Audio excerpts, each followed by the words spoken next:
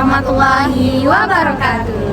Halo semuanya, perkenalkan kami dari Program Studi Pendidikan Bahasa Indonesia FKP Untan. Perkenalkan, nama saya Nur Astriana dengan NIM F10112411024. Perkenalkan, nama saya Nabila Aladawiyah dengan NIM F10112411051. Perkenalkan, nama saya Nurul Aini dengan F10112411036. Perkenalkan, nama saya Natalia Tata dengan NIM F10112411052. Perkenalkan, nama saya Nafisa dengan NIM F10112411066. Perkenalkan, nama saya Saruna Sarjana dengan NIM F101144167. Pada kesempatan kali ini, kami akan menampilkan hasil studi lapangan kami tentang praktik kehumasan di bagian protokol dan komunikasi Wali Kota Pontianak. Selamat menyaksikan. Jadi Bintang sebelumnya perkenalkan kami dari mahasiswi FK Untan program studi pendidikan bahasa Indonesia. Nah, kami mengucapkan terima kasih atas kesempatannya untuk melakukan wawancara pada hari ini. Jadi tujuan kami ke sini sesuai dengan mata kuliah yang kami ambil, kehumasan. Jadi kami ingin mewawancara informasi lebih mendalam terkait kehumasan di sini. Yang pertama ini terkait profil lembaga. Nah, jadi kami ingin memahami secara umum sebenarnya peran Prokopim di kantor Wali Kota Pontianak itu seperti apa gitu, serta apa saja tugas utamanya dalam mendukung kegiatan Wali Kota dalam sehari-hari. Oke. Jadi Prokopim, Protokol dan Komunikasi Pimpinan di Sekretariat Daerah ini tugasnya adalah menyampaikan pertama mendokumentasikan kegiatan pimpinan dan menyebarluaskannya kepada masyarakat. Kita juga menjadi jembatan komunikasi kebijakan-kebijakan yang diambil pimpinan daerah dalam menjalankan roda pemerintahan. Tapi kita memang fokusnya ada di pimpinan. Dalam hal ini wali kota, wakil wali kota sama sekda. Karena kalau humas secara keseluruhan di Pemkot juga ada fungsinya di dinas komunikasi dan informatika gitu.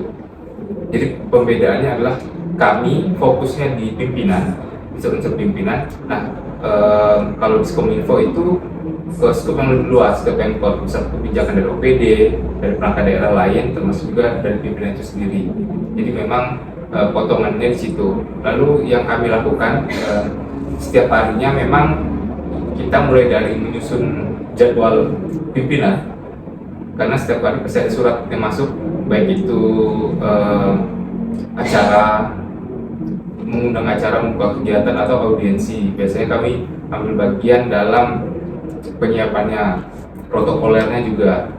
Jadi misalkan ada wali kota hadir, tim kami sudah harus hadir lebih dulu untuk memastikan kondusivitasnya, terus apakah orang-orang yang datang sudah sesuai dengan undangannya, atau misalkan memang karena kita jadwalnya kan lumayan padat, saat itu bisa di atas 4 kegiatan gitu, dan biasanya kegiatan itu berlangsungnya pagi. Jadi kita juga harus membagi mana yang dulu datang, atau kadang dari Pak Wali juga dia akan kemana dulu. Nah, kita kesana duluan, kita lihat audiensnya udah ramai belum, kan jangan sampai Pak Wali datang belum ada orang gitu. Kemudian juga kita nyiapkan duduknya di mana, itu protokoler. Lalu kalau di kehumasannya kami yang meliput kegiatan itu dan menyebarluaskan kepada kawan-kawan media. Jadi selain ada fungsi pelayanan kepada pimpinan dalam hal ini protokoler dan pembuatan rilis, kita juga bekerja sama dengan kawan-kawan media untuk menyebarluaskan apa yang menjadi kebijakan dan kegiatan wali kota saat itu. Kurang lebihnya seperti itu. Selanjutnya Bang, izinnya bagian strategi kehumasan. Nah, kalau dari sisi komunikasi kan biasanya Prokopim itu menggunakan strategi seperti apa dalam menyampaikan informasi kepada masyarakat. Jadi kalau setelah strategi, kita kebetulan sekarang sedang menyusun strategi komunikasi pemerintah daerah. Jadi kita sama Kominfo, leading sektornya di Kominfo, kita menyusun apa yang jadi program prioritas di tahun ini gitu. Itu disusun tahunan memang. Jadi apa yang menjadi prioritas tahun ini, apa penekanan dari wali kota, kebijakannya seperti apa. Misalkan di tahun ini Pemkot fokus pada pembangunan di wilayah timur dan utara. Kemudian kita punya 3 program nasional yang dijalankan, ada BG, Sekolah Rakyat, kemudian Koperasi Merah Putih. Nah itu juga jadi bagian yang kita sampaikan ke masyarakat. Jadi kita dari awal kita sudah merencanakan poin-poin yang akan kita sampaikan, baru kemudian kita breakdown ke bentuknya seperti apa, strateginya seperti apa. Misalkan ada 2 yang kami buat. Pertama, rilis berita, itu meliputi kegiatan pimpinan. Kedua juga konten-konten tertentu. Misalkan tadi kita udah punya strakomnya, strategi komunikasinya, isu apa yang kita angkat. Nah kita udah punya tulis listnya gitu kan, isu apa yang jadi program prioritas. Nah ini kita kerjasamakan dengan Kominfo. Mereka fokus di konten medsosnya bagian apa, kita bagian dari komunikasi pimpinannya seperti apa gitu. Jadi tidak ada 2 persepsi yang berbeda. Misalnya wali kota ngomong A, nanti yang disampaikan B dari Diskominfo kan berbeda tuh. Jadi dari kami dulu, penekanan Pak Wali ada di sini, silakan bikin kontennya, lanjutannya yang lebih. Karena kalau di Kominfo kan kalau kita lihat dari Instagramnya, memang mereka lebih lebih humanis dan lebih menghibur lah. Itu sebagai salah satu bentuk pendekatan untuk masyarakat. Karena kita nggak bisa juga pakai gaya yang selalu formal gitu kan untuk masyarakat. Tapi itu memang ranahnya di Kominfo untuk pendekatan seperti itu. Kalau di kami selain dari pemberitaan, kita juga ada megang konten Pak Wali di Instagram beliau. Jadi kita bentuknya reels ataupun memang kadang postingan-postingan tertentu. Tapi memang tidak daily sifatnya. Jadi kalau di kami yang daily itu rilis berita untuk penonton media. Kemudian untuk yang sifatnya konten itu menyesuaikan konteks hari itu. Misalkan kayak kemarin kita sempat ramai antrean BBM. Kita di awal-awal kita hanya pendekatannya adalah seperti biasanya kita pakai reels kegiatan-kegiatan Pak Wali. Beliau inspeksi lapangan, datang ke Pertamina dan memastikan kebutuhan. Ternyata di lapangan apa yang didapat itu tidak sesuai juga gitu. Apa yang disampaikan stakeholder terkait dalam hal Pertamina saat itu tidak sesuai dengan kondisi lapangan. Sudah sementara di sini peran wali kota juga menenangkan masyarakat.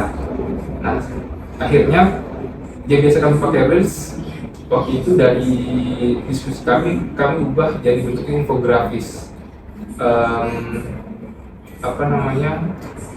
Strategi kebijakan yang diambil wali kota. Jadi ada sekitar 10 atau berapa poin-poin kebijakan yang diambil. Nah, itu ternyata jauh lebih cepat meredam situasi dan memastikan kepada masyarakat tentang apa yang sudah kami lakukan. Ternyata reels tidak cocok untuk yang sifatnya seperti banting dan manajemen krisis yang kurang seperti itu. Jadi memang ada, kalau strategi tadi pendekatannya selain dari media berita juga dari konten di media sosial. Cuman memang secara penetrasi kita tuh buat di Instagram, dari Pontianak tuh yang berada di Instagram dan TikTok dengan usianya di atas 18 ke atas sampai di usia 45 nggak salah, itu memang kita fokusnya di sana. Facebook tidak terlalu pendekatannya belum terlalu ke sana karena memang rata-rata kemudian di 45 tahun ke atas. Jadi biasanya kita ada kawan-kawan di media yang udah handle nih kalau untuk kawan-kawan di Facebook, karena mereka rata-rata punya grup-grup sendiri gitu untuk menyebarkan informasi, menyebarkan berita-berita mereka lah. Nah, jadi kita manfaatkannya di sana. Jadi kita tidak penetrasi langsung ke sana, tapi lewat tangan-tangan yang sudah kami kerjasamakan. Kalau memang kita lebih banyak fokusnya di reels media dan di Instagram. Bang, terima kasih. Selanjutnya kami juga penasaran, Bang, kalau ada isu atau opini negatif yang muncul di masyarakat, nah biasanya tuh Prokopim cara menyikapinya tuh seperti apa? Apakah ada strategi khusus misalnya? Kami juga lagi menyusun manajemen krisis. Jadi itu salah satunya tadi saya bilang juga di ketika isu BBM cerita ekonomi seperti itu. Nah jadi ada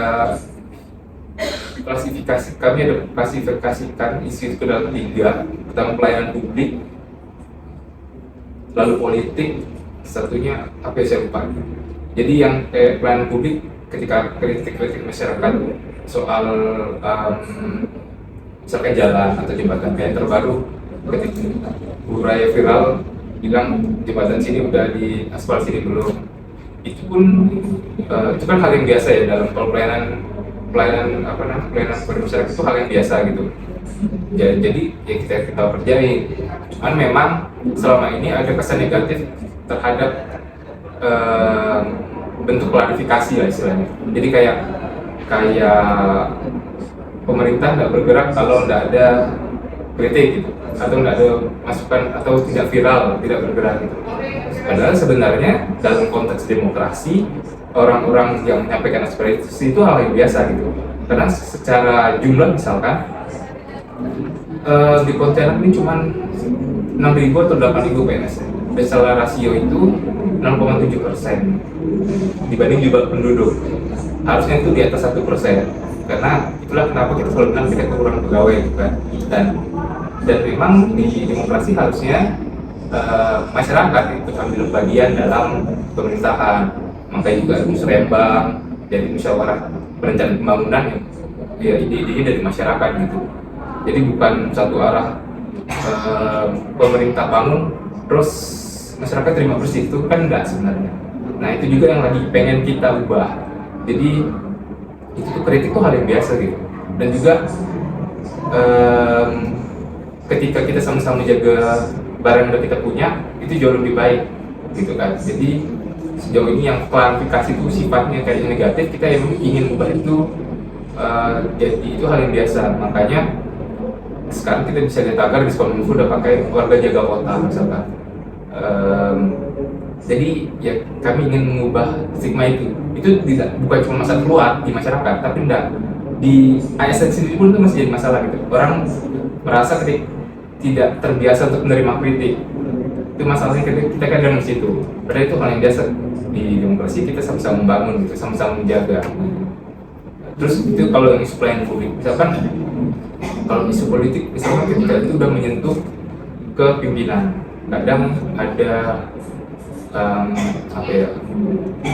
adalah komunitas media yang menyerang langsung ke sosok pimpinan gitu. Itu memang kita agak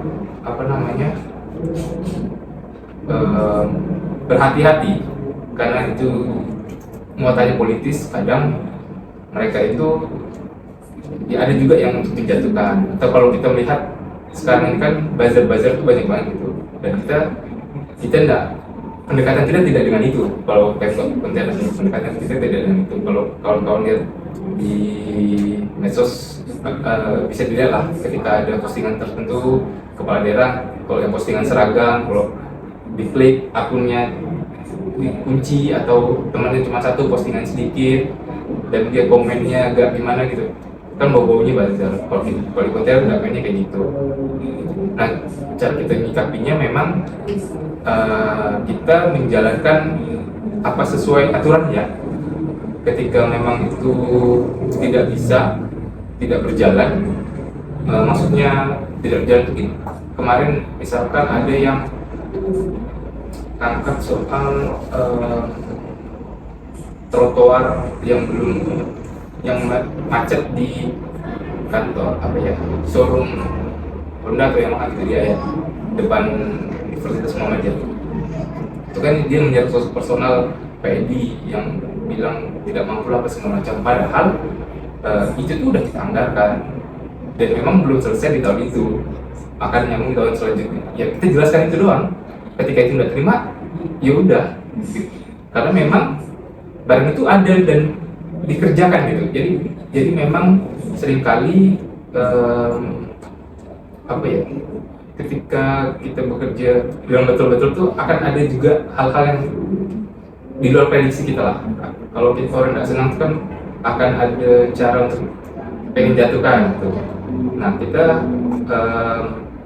yang penting kita sudah sesuai dengan aturan, kita udah itu juga kita mengimbanginya itu dengan apa yang sudah kita lakukan. Jadi ketika memang mungkin efeknya berita yang kita sampaikan itu tidak akan seviral yang pertama, karena seringkali kalau kawan-kawan tahu melihat pola berita viral itu dia tidak cover website. Kawan-kawan ada materi jurnalistik kan? Udah dulu. Oh gitu. Jadi di jurnalistik itu kan harus cover website. Jadi 2 orang diwawancara dan kita harus menguji pernyataan itu benar atau tidak. Dan seringkali kalau di homeless media, media-media yang cuma ada di Instagram tanpa ada legalitas jelas dari Dewan Pers, tapi ngaku-ngaku sebagai media, dia akan bilang, dia akan nyerang cuma dari satu sisi. Kalau kawan-kawan melihat mungkin bisa ditalbar keras misalnya. Dia cuma ngomong dari sisinya dia gitu, dari sisi, dan itu seringkali membentuk opini, tapi faktanya tidak, maksudnya tidak disampaikan dan tidak mengkonfirmasi orang yang dituduhkan. Dan jurnalistik itu kan tidak boleh. Nah, ini yang memang menjadi masalah, saya pikir bukan cuma di pemerintahnya, buat pemerintah bukan cuma itu, tapi juga buat masyarakatnya, karena ya tidak ada keberimbangan dalam penyampaian informasi, tidak ada konfirmasi dalam penyampaian informasi, dan membentuk opini seolah-olah pemerintah yang salah atau apa gitu. Itu memang kalau pendekatannya ya paling kita coba, biasanya tidak kita tanggapi ketika itu memang tidak seharusnya ditanggapi, karena lebih baik ketika itu tidak benar, maksudnya tidak benar ya nggak usah tanggapi, ngapain juga, karena biasanya polanya untuk konsumsi media seperti itu, ketika kita sudah tanggapi sekali dia akan terus-terusan, tapi ketika udah kita diamkan, lama-lama kan isu itu hilang. Salah satu kelemahan orang kita tuh gampang lupa kan. Jadi ya udah biarin aja, kalau kecuali memang itu udah kita melakukan yang betul, lalu dibilang tidak sesuai, yang baru ke kantor. Kalau enggak, dalam menjaga citra positif, bagaimana sih Prokopim cara menjaga citra positif pendidikan daerah dan menjalin hubungan baik dengan masyarakat dan media?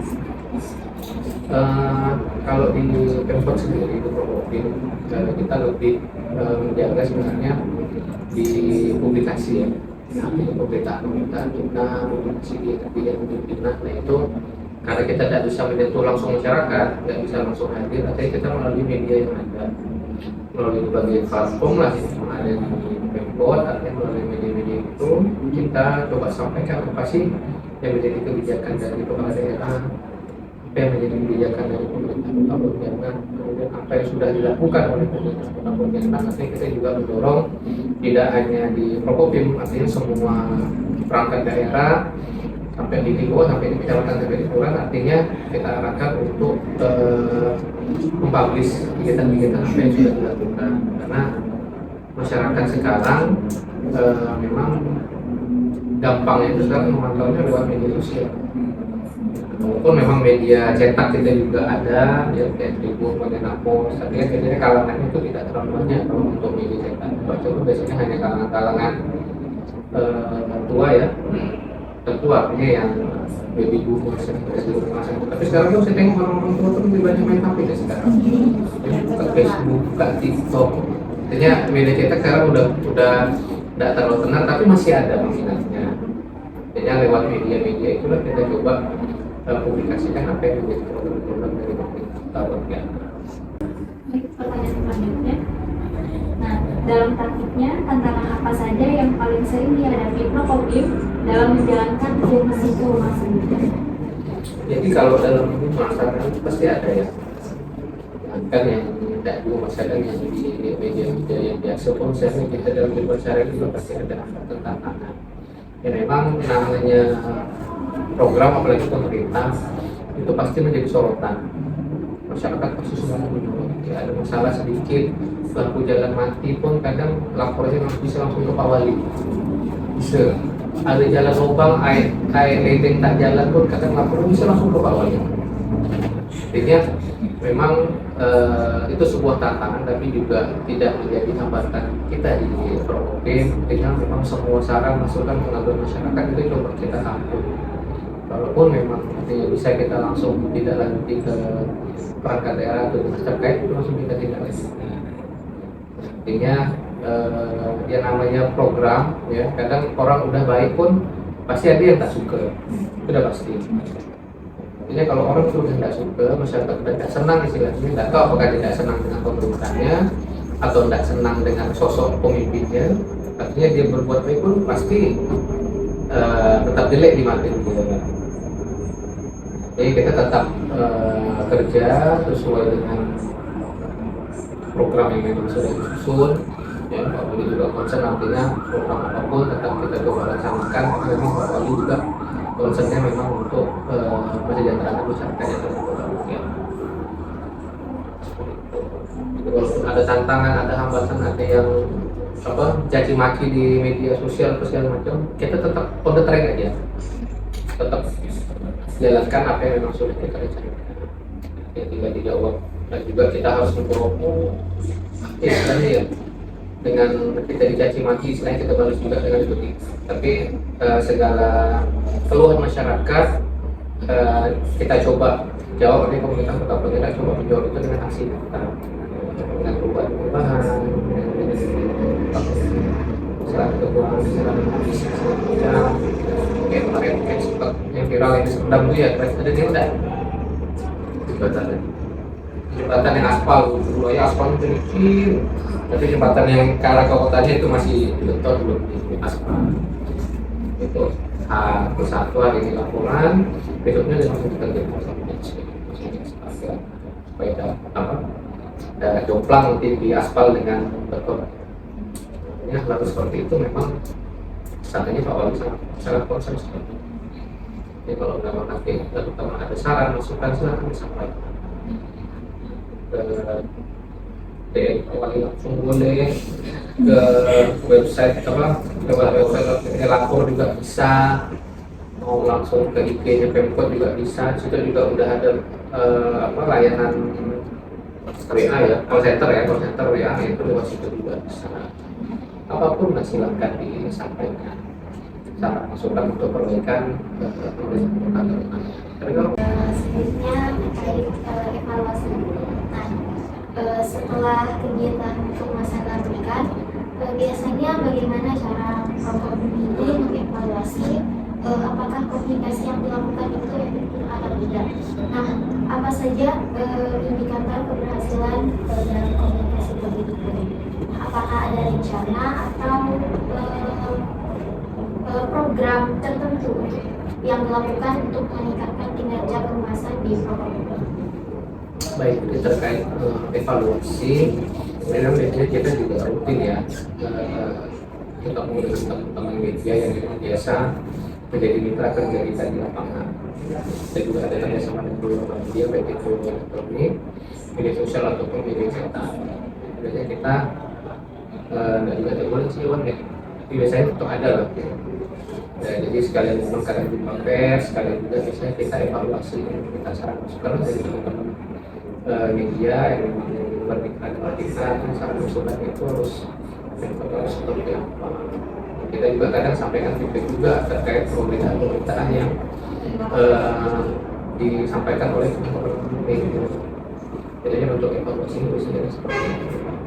Terkait juga kita rencananya mau akan ada konsultasi publik juga, khusus nanti untuk bagian Prokopim. Jadi nanti juga kita minta saran masukan nanti dari tenaga ahli, dari pihak-pihak yang memang stakeholder yang memang berhubungan dengan Prokopim, jadi nanti juga minta saran masukan kita untuk perbaikan lah di Prokopim sendiri. Kalau untuk rencana, jadi memang kalau secara perencanaan program kegiatan itu sudah pasti mungkin tiap tahun kita buat, kita susun itu ya. Jadi kita laksanakan dan tiap bulan juga biasanya kita bikin laporan juga sekaligus evaluasi kita apa sih yang kurang, apa yang belum tercapai, kita evaluasi sedang. Ya Pak, selanjutnya sebenarnya seberapa penting sih peran kehumasan dalam Oh, sangat penting. apa saran Bapak untuk kami sebagai mahasiswa yang tertarik terjun di bidang kehumasan? Jadi peran humas itu sebenarnya colok ya, colok atau speaker yang artinya yang menyuarakan, menyampaikan itu juga humas ya, masyarakat ini yang menjaga nama baik yang kuat itu mungkin Indonesia. Pemerintahannya, istilahnya menjaga komunikasinya dengan teman media, dengan stakeholder itu betul. Jadi humas biasanya disambungkan juga dengan protokol ya, karena kaitan dengan pelayanan pimpinan juga, dan pelayanan kita juga untuk tahap-tahap pimpinannya. Pelayanan kita yang sangat penting. Artinya PR itu di instansi manapun pasti lebih menonjol lah ya, lebih kelihatan. Kayak sekarang juga dengan media yang ada sekarang, ya ini instansi pemerintah, swasta, ya memang manfaatkan platform-platform yang ada untuk apa? Istilahnya kalau di Indonesia mungkin untuk marketing, kalau kita kan karena ada yang dijual ya memang lebih kepada publikasi program-program pemerintah yang sudah dilaksanakan, sudah karena mungkin masyarakat untuk mengakses langsung ke sini tidak ada waktu, kemudian tak kuasa juga mungkin ya, aku datang ke warga cuma mau nanya Pak ini kapan dibangun, mungkin masyarakat juga tidak seperti itu. Artinya dengan media yang ada sekarang masyarakat lebih mudah mengakses informasi apapun ya, yang ada di pemerintah kota Pontianak. Kalau di Portopi memang kita lebih fokusnya itu ke publikasi kegiatan-kegiatan pimpinan. Nah kalau yang secara umum itu biasanya di Kominfo ya, Kominfo untuk data-data apapun itu kita ada namanya satu data, itu juga bisa diakses ke sana. Data semua perangkat daerah itu ada. Tinggal jalurnya saja nanti ya, di apa? Apakah nanti langsung dalam kantornya, atau nanti via DM atau via WhatsApp, tapi biasanya kalau WhatsApp biasanya lebih enak memang data langsung. Nah, pesan untuk teman-teman yang memang pengen terjun di dunia kehumasan, ya memang kuasai benar informasi, kemudian cari link sebanyak-banyaknya. Sekarang kalau memang aktif punya medsos, punya Instagram, punya TikTok yang baca bisa, karena orang pasti nanti yang pertama dilihat oh idenya apa sih, isinya postingnya ya. Kalau kita mungkin belum ke arah sana. Artinya kalau kita mau cari kerja itu mungkin orang belum terlalu tertarik untuk melihat profil seseorang itu di media sosial. Luar negeri udah, luar negeri itu dia mendalami karakter orang untuk masuk kerja itu udah sampai media sosial itu udah di stalking duluan. Posting itu kayak posting di Facebook kayak gimana sih, di TikTok kayak gimana sih, karakternya dan komen-komen itu dan itu mungkin belum sampai. Tapi ke depan kita nggak tahu perkembangan nanti akan seperti apa. Artinya postingan-postingan kita tolonglah dijaga, komen-komen kita juga dijaga. Dan jangan pernah ada teman-teman terjun di dunia PR tapi komen-komen di medsosnya udah kayak apa ya. Saya tunjukkan bahwa memang teman-teman bidangnya di PR ya memang tunjukkan skill kita, kemampuan kita di sana. Semester berapa ya? Oh, semester. Jurusan apa sih? Komunikasinya? Bahasa Indonesia. Bahasa Indonesia? Jadi ini jurusan komunikasi? Salah saya ternyata. Jadi kami mengucapkan terima kasih karena sudah bersedia untuk kami wawancara. Kami juga mohon maaf apabila terdapat kesalahan karena ini juga pertama kalinya kami terjun ke lapangan langsung. Wawancara voli langsung?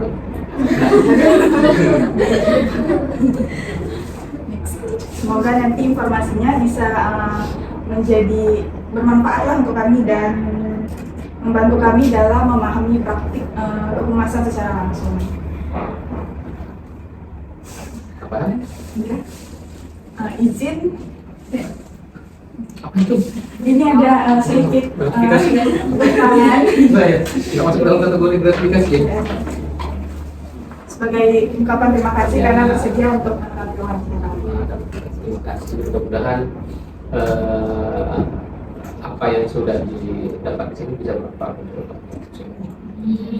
Oke, jangan sungkan istilahnya untuk datang ke kantor hanya sharing, karena mahasiswa juga sebenarnya bagian dari apa ya, mitra kehumasan kita juga sebenarnya.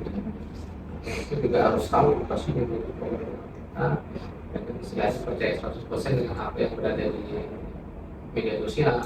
Ini juga media sosial yang sekarang ada pun memang belum melalui seleksi yang ketat lah istilahnya. Belum juga istilahnya mereka media, aku ngakunya media nih, tapi kan standar di media sosial Instagram kita belum ada. Misalnya mereka layak nggak dijadikan sebagai media untuk pemberitaan, kredibel atau tidak. Kalau media-media yang lain kan mungkin udah kredibel ya, kalau media Tribun, ini mereka melalui seleksi yang ketat lah, ada syarat-syarat. Tapi kalau media-media yang lain itu memang perlu kita klarifikasi. Artinya jangan percaya 100% apa yang sudah beredar di media sosial. Biasakan untuk cross check dulu. Oh, ini beritanya benar nggak sih? Nah, cross check dulu, cek dulu kebenarannya.